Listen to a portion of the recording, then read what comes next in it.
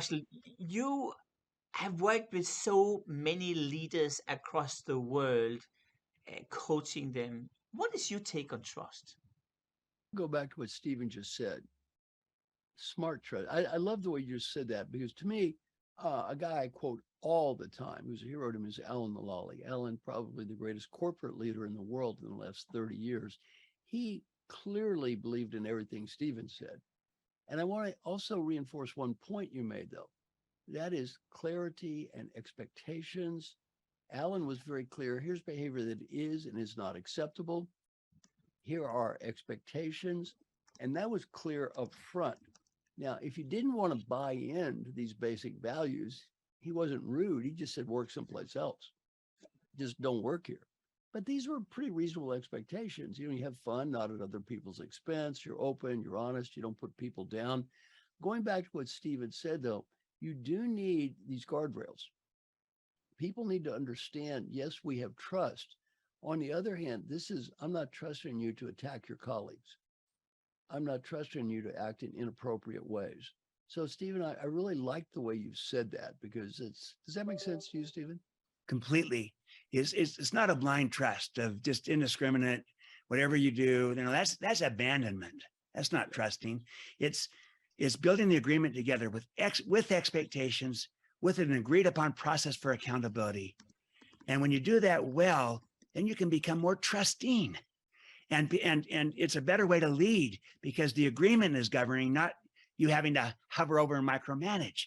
But it's not, again, without guardrails. It's not without expectations. That doesn't inspire anyone. No, there's expectations, there's accountability, and people respond to it and they perform better.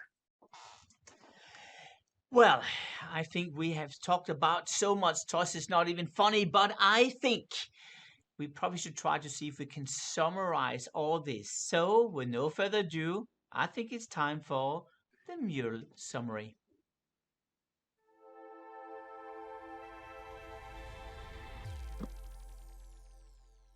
I'm always getting a little bit nervous when we have to run this Mule summary because all these guests have these amazing inputs here.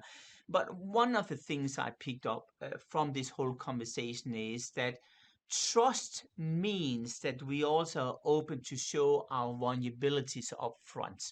And when you show up these vulnerabilities, it actually builds a sense of trust because other people know that you're willing to show your weaknesses, which also invite them to show that. And that's where we build the trust. I'll go back to the model we just saw with Stephen, where we actually have the trusting of how to lead that is built into the whole, is encapsulated into how we express things to the outside world. Now, that also is going to establish a sense of role model in the end of the day. And that's what we heard Alan Morley was all about.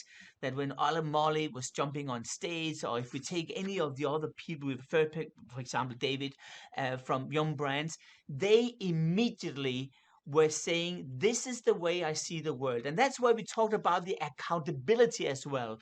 You come and you establish a system of accountability which everyone buys into, so it's transparent and there's no sort of ambiguity. And do you know why that's so important? It's important because in this world we cannot look at each other's body language anymore. Remember, perhaps 65% of what we say every day is the body language, while in most cases this is more or less cut away, at least right now. And that means ambiguity can become a ticking bomb of insecurity. Now, the third point, which Stephen actually pointed out, is to be a source of inspiration. And by that, it means that you actually are not basically pushing people, but you're inspiring them to see things. This is important, particularly with the millennials, because I think the issue we see with millennials today is they don't buy into companies because they make the shareholders more happy.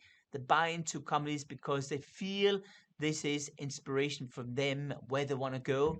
They're just looking at the parents with have gray hair, nothing against that, but they don't want to end up like their dad working 24/7.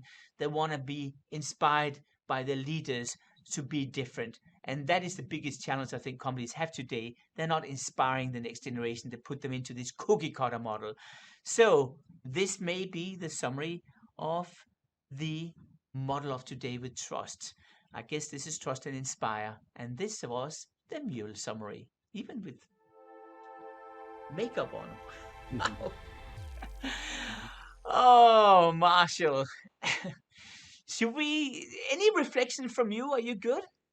Yeah, a couple of reflections. One, this phrase, ambiguity leads to a ticking time bomb of insecurity. That was pretty poetic. So, if you read it in one of my books in the future, I'm going to forget you said it, but I love it. Perhaps you and I should write a book together, I'm thinking. I love that one. Now, the second, I got a couple of other reflections. One, over COVID, I spent 600 hours with Mark Thompson with 60 of the most brilliant people in the world in rotating groups. And what we had is something that both of our speakers have talked about, and really a sense of people feeling accountable without being put down or judged, vulnerable without being ashamed. And, they loved that. They loved it. And it's important at all levels. It's important to have in an organization. It's also important to have across organizations or with groups of CEOs who can help each other. So I just love this concept of, accountability without judgment, being vulnerable, creating a trust environment and what that means. And I also love, Martin, what you said, what everybody brought up about accountability, because without that, this is a pipe dream.